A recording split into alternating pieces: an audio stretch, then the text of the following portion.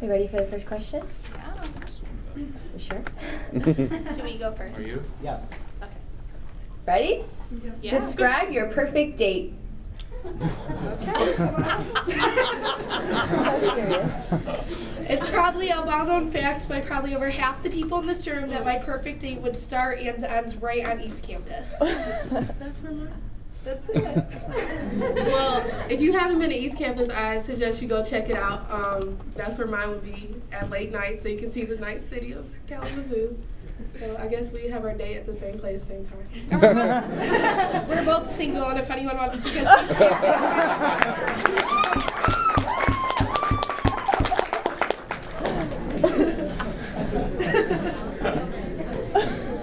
Well, that's hard to compete with. I mean, East Campus is pretty great, but I spend a lot of time in the library. So I would say my ideal date would take place in the library, probably late at night with a really huge gen pop and lots of food.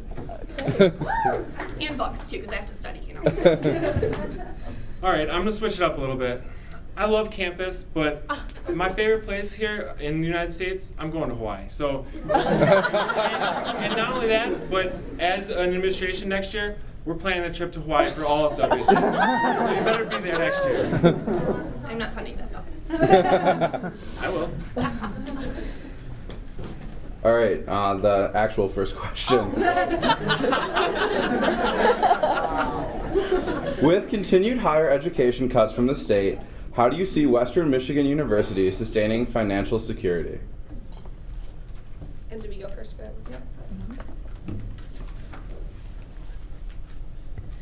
Yep. With the state continuing to make budget cuts, it looks like financial aid will go up, which Haley and I are hoping won't happen, but when it does, if it does, we're hoping that the university can continue to provide financial aid and more. The budget cuts that are being made to higher education is unfortunate, but it has to happen somewhere. We are confident that Western will self-sustain itself. We're a strong university, we're a research university, and we do have many resources here that will help us stay strong. And thanks.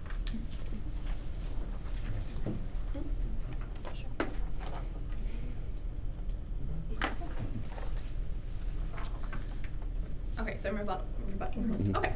All right. So Erin brought up several important points about higher education budget cuts over the next year. A couple things that I want to touch on, though, is Erin mentioned if budget cuts do happen and we do have to increase our tuition. There is no if with this. The university is going to have to raise our tuition. It's only going to be a matter of how much. And this is really not a great fact, but when WMU is facing a 21% budget cut next year, there's going to be shared sacrifice across the university. So this is not only going to come out of students' pockets in the form of raised tuition, but it's also going to come in the form of cutting services across campus. So these budget cuts will happen, and it's really going to be a matter of looking for alternative ways to save money on campus and looking for best ways to cut down on these expenses.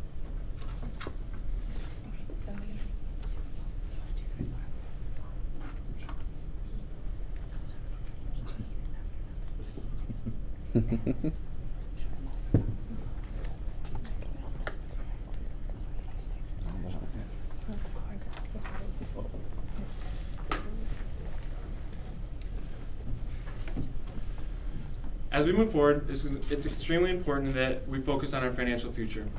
Like Lauren said, the 21% budget cut is going to happen, and going forward, we need to work with the administration as well as Dr. Dunn to work on financial aid. Also, we need to work on working with our people in Lansing to be able to better fund this university. And it's extremely important that we all work together as the student body as well as the administration to come together and help better find funding for students.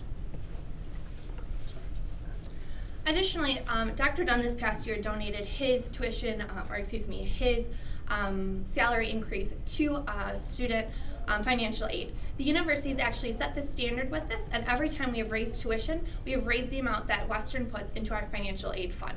So we'd advocate with the administration that we continue this policy. Additionally, we need to work with our lobbyists in Lansing to make higher education a priority, not only here, just looking at Western and our budget cuts next year, but throughout the state. All of the universities are facing these problems, and if we band together, we, as the 15 public universities in the state of Michigan, can make a strong statement and make sure that all universities get the funding that they deserve next year.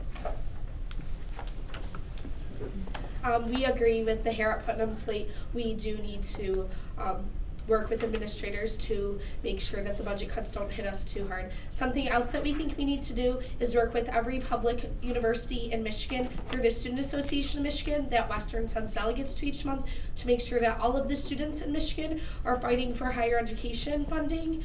We didn't have WMU Day at the Capitol last year, and we think that that really hurt us. It's great that we're getting ready to go to the Lansing Blitz. It's great that we go to Student Association of Michigan each month, but it hurt us that we didn't do WMU Day at the Capitol, and that's something we should have every year so we can say to the rest of the state, look how great Western Michigan is.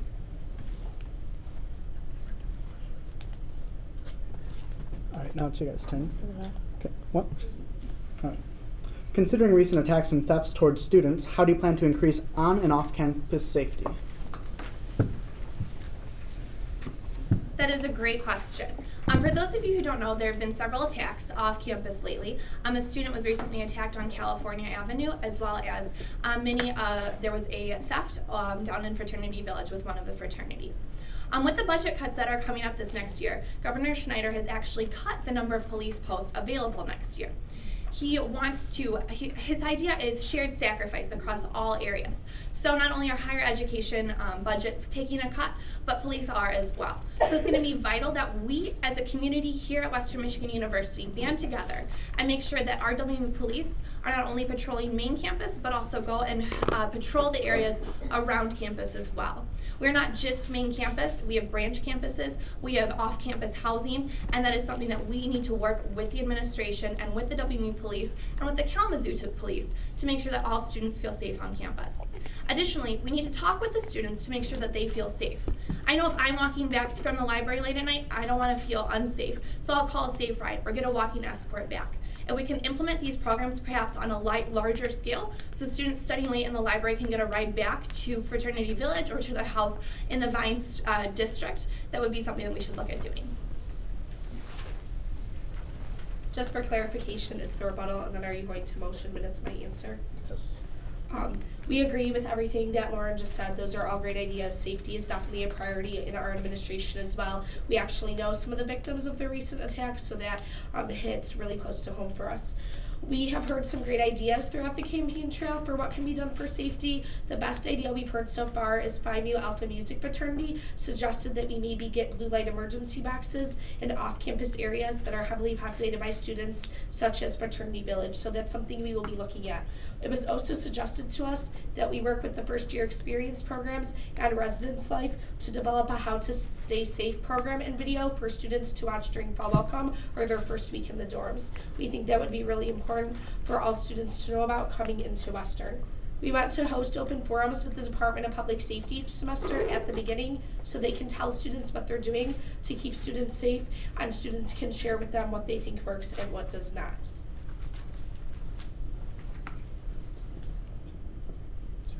Answer. No, you answer. I yield.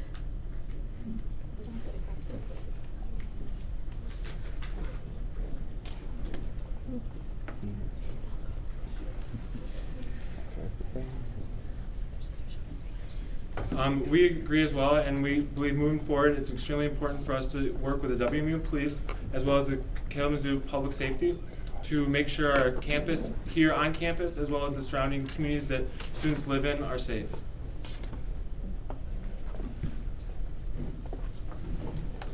How do you plan to facilitate a positive interaction between Greek life and campus at large? Is this me first? Okay, thanks.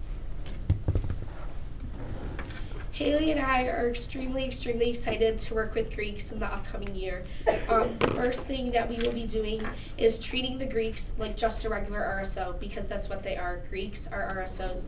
In the past, Greeks are looked at as something different than RSO, and they're isolated and pushed back, and that makes it hard for campus to work with them. Greeks are RSOs, they're great RSOs, there's a lot of them, and we're excited to work with them. We want to serve as strong advocates of the Greek community by working with all 3 councils and the administration to showcase the positive highlights of the Greek community. We want to strive to recruit and retain senators from all 3 councils within the Western Student Association that stay there all year long. We want to work with Greek Life on campus-wide Greek programs like the Diversity Lock-In, but with 365 days in a year and 8 months in a school year, the Diversity Lock-In isn't enough. WSA needs to be taking an active role to work with Greeks on more programs than just that. We're committed to selecting an allocations chair who's willing to work with Greeks and fund Greek programs, as well as a cabinet who will be friendly towards the whole Greek community and be willing to work with Greeks on their budgets and different programs.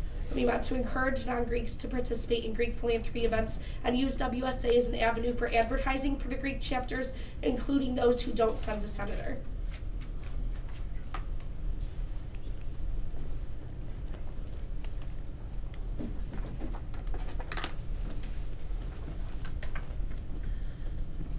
Zach and I are 100% behind the Greek community, and we agree for the most part with everything that Aaron has stated about working with the Greek community and really working to bridge this gap between the Greeks and main campus. However, the only thing that we're going to disagree with is how Aaron mentioned they want to make sure that they have an AC chair, an allocations chair, who is sympathetic to funding Greek events. We agree that we do need an allocations chair who is willing to work with student organizations, but they need to be viewpoint neutral. I know that the Greek community has felt some disconnect with the allocations committee, and in order to kind of delay these, assuage these feelings of unhappiness, I would like to see the allocations chair and the allocations committee continue to work with the forums that they've been hosting and invite more Greek organizations to come with those. The biggest thing is we need to make sure that the allocations chair is viewpoint neutral so that we can fund not only Greek events, but events for all RSOs across campus.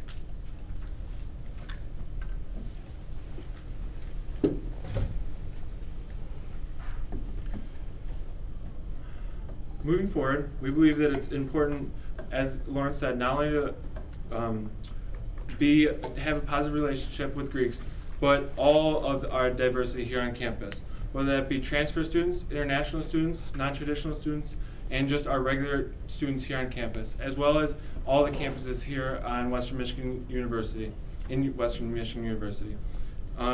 It's extremely important for us to look at the big picture, and we have decided that we're going to have different councils throughout the different colleges to move forward and hear the voices of the WMU students. And as well, we're planning on having an ad hoc committee next year, which will have a Greek coordinator to bridge that gap between Greeks and the WSA and WMU as a whole. We agree with Lauren 100% in saying the allocations chair should be neutral. Just to clarify, when we said they'd be willing to fund Greek programs, we've heard throughout the campaign trail where we have spoken to 15 Greek chapters that they feel like there's resistance from the allocations committee. So what we meant was they'll be willing to fund any program, including Greek ones. There is something we are going to disagree with on Lauren's platform, which is the idea of a separate Greek committee. After talking to many social sororities and fraternities in all 3 councils, we have heard that this isn't what students want. There are dozens and dozens and dozens of minority groups on campus, and Greek Life is not the one who's doing the worst. There's many minority groups who are already pushed back more than Greek Life, and making a committee, just a Greek committee, we feel will isolate the Greek community even more. Greeks send senators from all 3 councils. I have seen Panhandle sends a senator. Greeks have said throughout the campaign trail that they feel that this Greek coordinator position that may be assigned to them will be like a nanny, which we do not need.